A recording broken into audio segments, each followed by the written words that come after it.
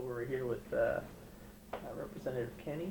Thank you very much for taking the time out of your busy schedule to come and do an interview for the Seattle Civil Rights and Labor History Project. So we'll start off with just a simple question. Where were you born and where were you raised? Well, I was I was born in Hardin, Montana. My parents came from Mexico in 1919, and there were 8 of us, brothers and sisters, and we were all born in different states. We were migrant farm workers. And my mother tells me I was a sugar beet baby because that's what they worked in Montana. And so I was born in Montana, then moved to, I was lucky, I was next to the youngest. And we moved to Washington State when I was 5. And in those days they called it settling out, you know. And so they settled out in Wapato. And that was our first, say, more permanent home. So I was raised in Eastern Washington. Now, what are some early memories growing up? I know you were born in, or you were raised in the Valley, but then later on you transitioned over to the Tri-Cities. Right. I lived in the Tri-Cities 21 years before moving to Seattle. In '76, I moved to Seattle. This is where I live now. But my early memories on growing up here in Washington. Growing up well, when we moved to Wapato, we still worked in the fields, of course, and so I started working in the fields when I was 5. And my job was what they called the vine shaker in the potato fields. And in those days, they would dig up the potatoes the old-fashioned way. They would dig them up from the ground, and they'd be on the rows. But the potatoes would still be sticking on the vine. And the people that were picking the potatoes would have a belt with 2 big hooks on it, and you put a gunny sack on it. And they dragged the sack between their legs, and then they picked the potatoes this way. So in order for my brother to pick faster and make more money, I would go in front of him and shake the vines so that the potatoes were ready to be put into the sack. And we'd go out very early in the morning. We would come home and then go back later in the afternoon because you can't leave the potatoes out or the sun would bake them, you know, on the field. So they have to do it in the early morning or in the afternoon. And but that was our, you know, my brother and I were lucky because my younger brother, because we got to go to school, which is something my older brothers and sisters got very little of, although they did very well in life. And so we'd go to school, come back, go out to the fields, and then we picked some other crops, you know, but I always say I was lucky in one respect. I couldn't pick hops because I was allergic to either the pesticide or the hop itself, and I'd break out in a huge rash. But that's another subject, pesticides. So those things, but the other positive was that we had a house.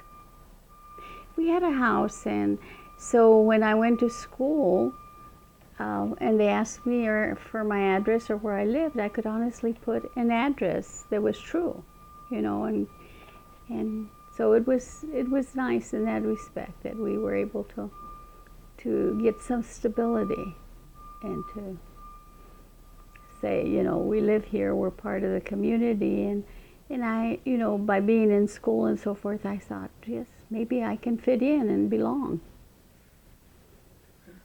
Now, where did you go to middle school and high school at? Wapato.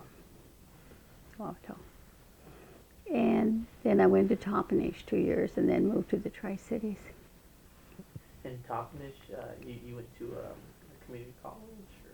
No, I attended community college in the Tri-Cities and then took some courses from WSU, who has always had an extension. Now, of course, they have the 4-year institution, of which I played a big part in.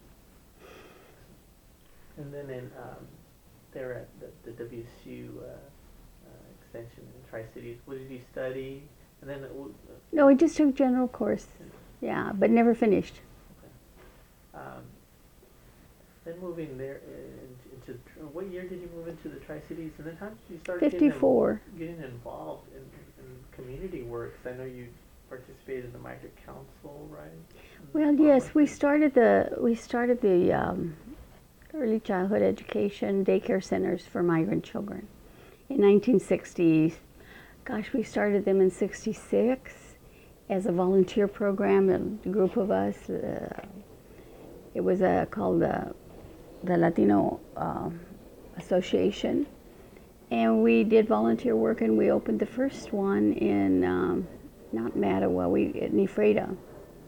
And we would volunteer and run the daycare for parents. And so then we formed the Washington Citizens for Migrant Affairs and got federal funding for daycares throughout Eastern Washington, which now it's called Inspire, but it's changed names a lot. You know, it was the Washington Citizens for Migrant Affairs, and then it was Northwest Rural Opportunities, and then Washington Citizens for Migrant Affairs again, and then now it's Inspire.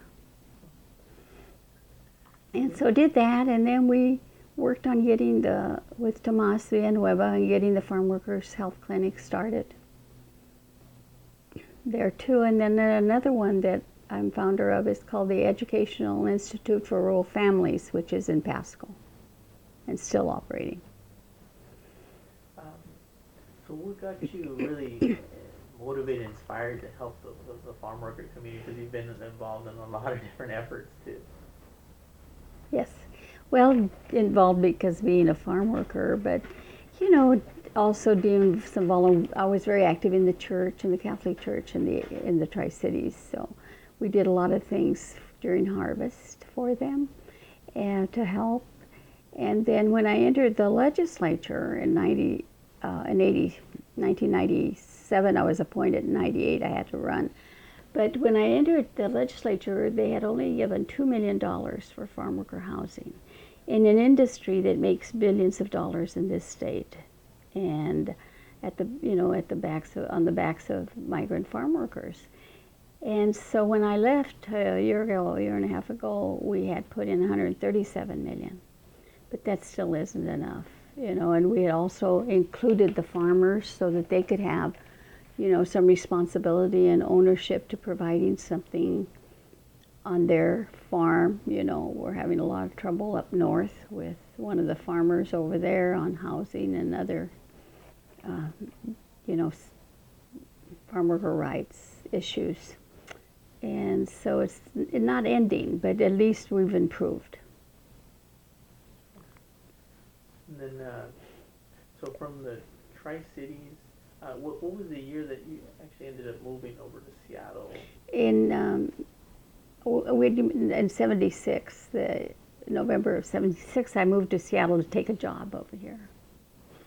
What was that job that moved over to Seattle? Well, it was with the State Employment Security Department, but it was a special program that funding they had received from the Funds for the Improvement of Post-Secondary Education, FIPSE.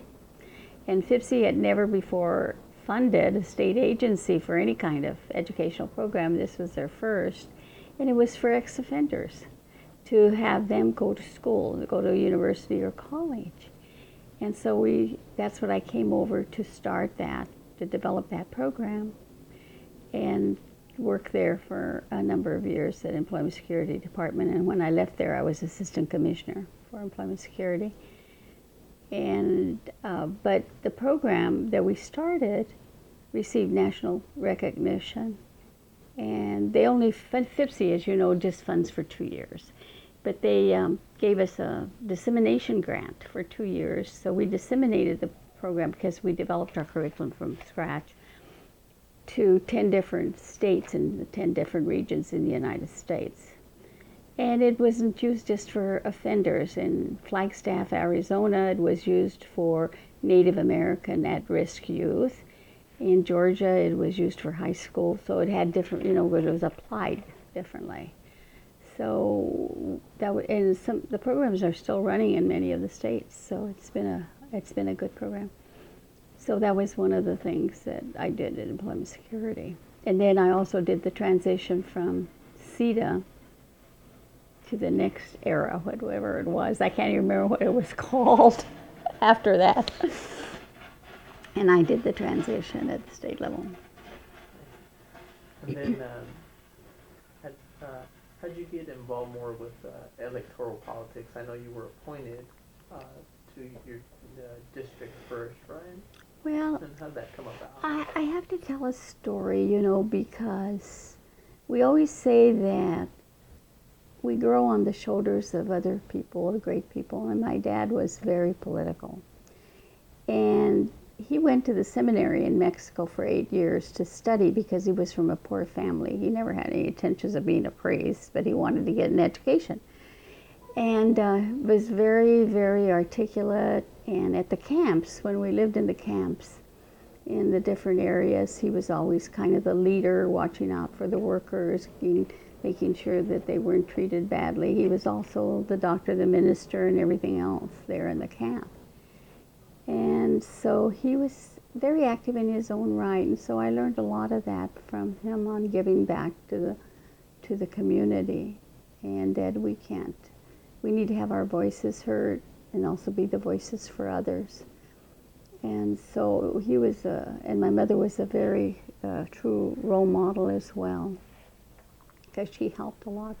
She just did so much for the communities. And I have to say that we had the first Mexican restaurant in Wapato and Toppenish, and my sister had the first Mexican restaurant in Seattle.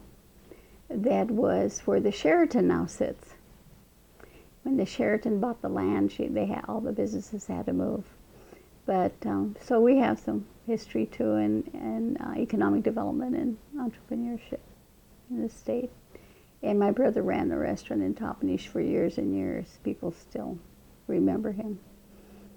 So, but we've learned to give back to the community, and it's too bad that we didn't record some of the history of our parents and grandparents in this state, because a group of men called La Honorifica Mexicana started the organization in Wapato and Toppenish, and they established the celebration for Las Fiestas Patrias, 15th and 16th of September in the valley, with parades and everything. And that was years ago. I mean, that was many years ago.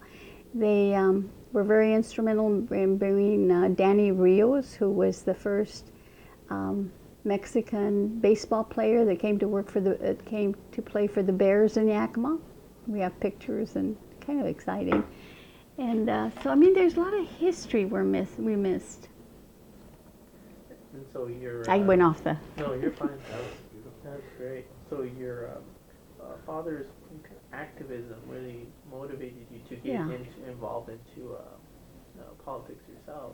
I started in the Tri-Cities with the church, working with the church and as a volunteer, and then became a precinct committee officer there. The Tri-Cities used to be all Democratic at one time, so it was very active. And then when I moved to Seattle, I became active in the district as well and continued to do that. In 1996, I ran for Secretary of State. I never ran for office before, and I don't know what got into me to run for office against a very prominent Republican, well-liked Republican, and I said, we're just going to have to do it, And I got 40% of the vote and stayed white, which wasn't bad, but still, And then they asked me in the 46th district if I would consider if I would consider going for the appointment. Ken Jacobson moved to the Senate, and there was an opening in the House, if I'd consider going for that appointment. And at first I said, no, I just came off of a big statewide race. I'm not sure I'm up to another one, because I'd have to run in '98. But I did. And no offense to anybody, but I had 7 men running against me for the appointment. You might remember. And I beat him at the end 2-1, but I was appointed and then ran for 8 times and won every time with very high percentage. You know, what was it like running for that first time to get appointed? I mean, were you traveling throughout the state, and what was the response? Well, from for the people? Secretary of State, you mean? Or actually, yeah, for that Because the one. district is just district. Yeah, for the Secretary of State. I mean, what was that experience like? Well, it was great because I had a good base too, because I was also very involved in community colleges and education. And so I had base there, and I had base in other community groups that were statewide recognized. And but it was wonderful, and I think one of my great memories is what we called On the Road Again, when Clinton and Gore were running the second time, and we had 4 women that were in state offices. We had the Attorney General, Gregoire, and then we had the Natural Resources, we had the Insurance Commissioner, there were Deborah Sin, there were a lot of women in office at the state level. And I was invited to go with them and Governor Locke on the road trip they took, what they call the back road, with Clinton and Gore and Tipper and Hillary and others. And that was one of the greatest experiences I had. I loved it. I loved it. It was very memorable. And to see people behind the scenes and how really wonderful they were, even though they were the president and vice president, and it was just a very, very, very good educational and inspiring trip for me. So I think that was part of it, that, you know, saying, well, if I want to make a change, how do I make a change? It's not for being in office or being elected isn't for everybody. But you can do it other ways. You know, you can be involved and make a change and be a real instrument for change, a real agent for change. But I thought for me would be to get elected. And when I was asked to run for Secretary of State again after Ralph Monroe quit, I made a decision to stay in the House of Representatives because I felt I could make more of an impact in laws and budget. And so I did that. And I feel very good that I've left a good legacy for farm workers, for our communities as a whole, and especially the Latino community, and for education.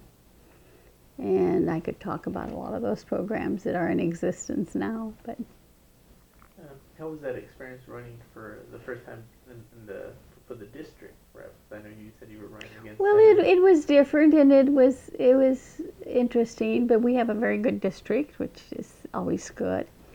And so, always the first time, it's very intense, and you know, you have to do this and that and the other. But it felt good, and I felt very comfortable. I had a lot of support. And the key to anything, too, is to have family support. You have to have that. And I had that with my husband, who was very much involved in labor and was very instrumental with Governor Lowry at the time to get health care for farm workers and to get the minimum wage for farm workers. And so I had a lot of support in all of the issues that I wanted to pursue. I mean, pioneer a lot of different ways.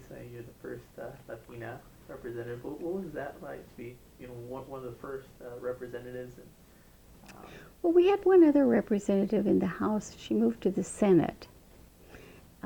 So I know people think, I'm not going to go into it, but it's hard.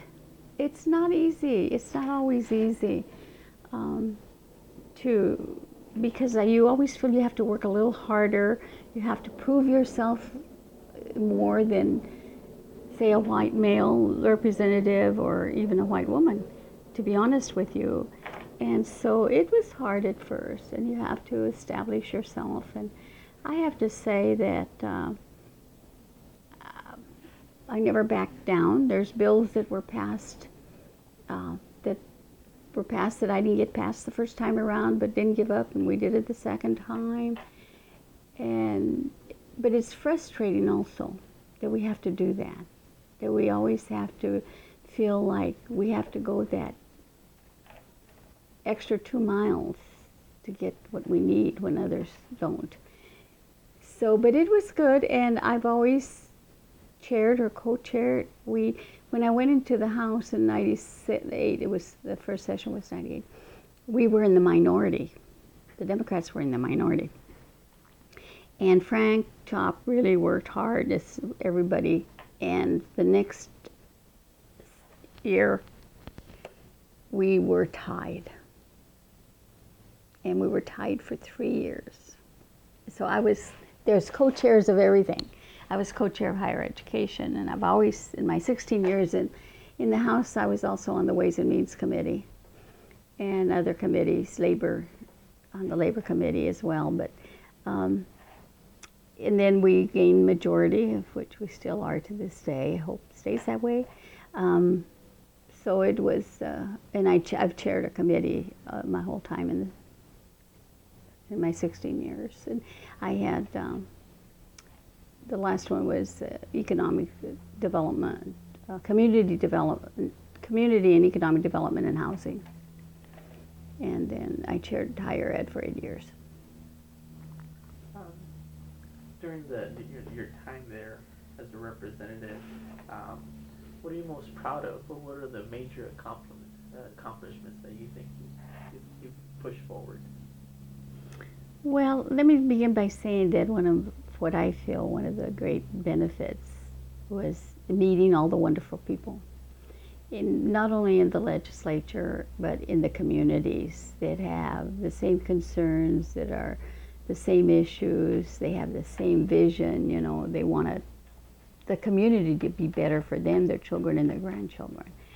And that was one of the gratifying effects of it, because a legislator doesn't do it alone. You can't do it alone.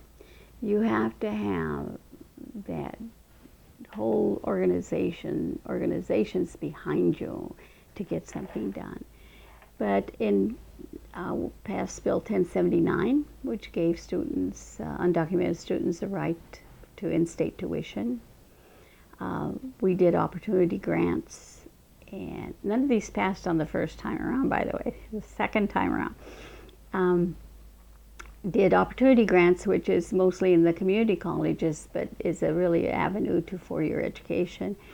And that is a wraparound program for students. So it's not just covering their tuition, but transportation and equipment and everything they might need to succeed for low income. And it's a nationally recognized program. Then we had, the other one was another program called iBest. iBest takes students that don't speak English and teaches them English and a trade at the same time. And excuse me, that way they can start work at a faster rate. And that's also, it started out with Rogelio Riojas from CMAR coming to me and saying, we can't get CNAs, certified nursing assistants, in our nursing homes and for our home care because they don't speak English and they can't pass the test. So I said, well, we have to do something about it. And we started it at South Seattle Community College, where they could learn English and learn the test and go through all of the things that they needed to go to prepare them. And of 30 that started, 28 passed. So, and that led, of course, and some of those nurses, CNN nurse, they went to LPNs, licensed practical nurses, and some of them now are RNs. So it's opening the door, not just to what they're, starting out with.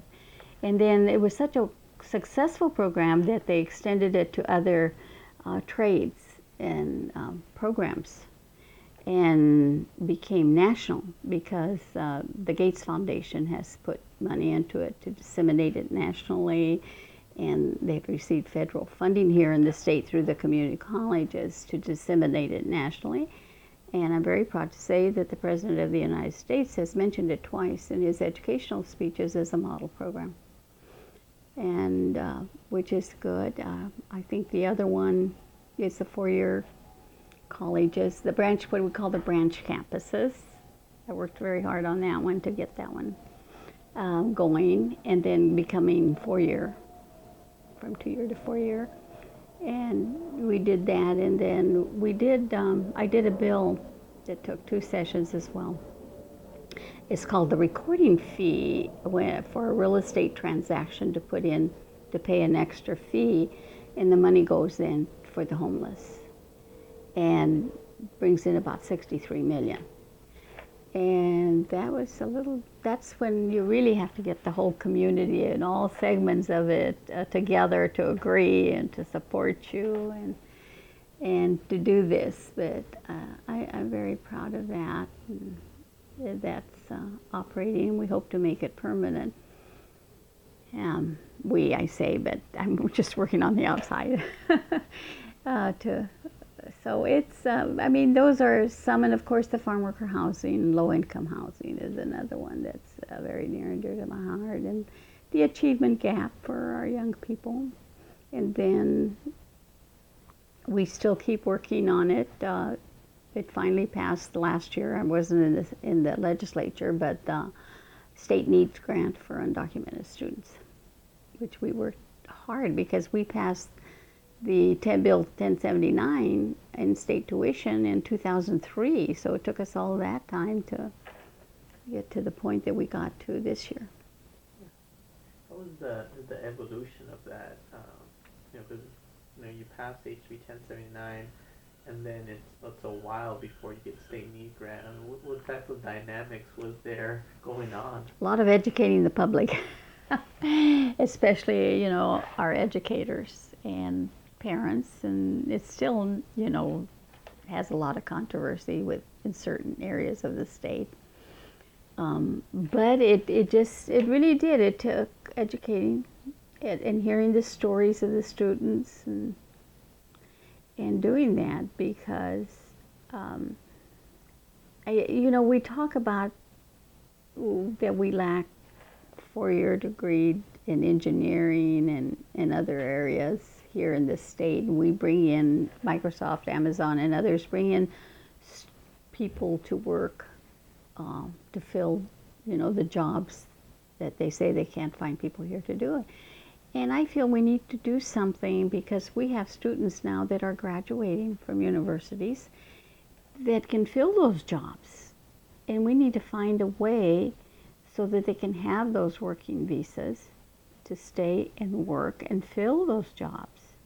Because right now we're on a very short string with Obama's 2-year executive order of where they will, can at least with certain regulations, stipulations, they can stay and get a number and work and continue. But what happens if that goes away? And so we need to think about that very, very now, not wait, but now.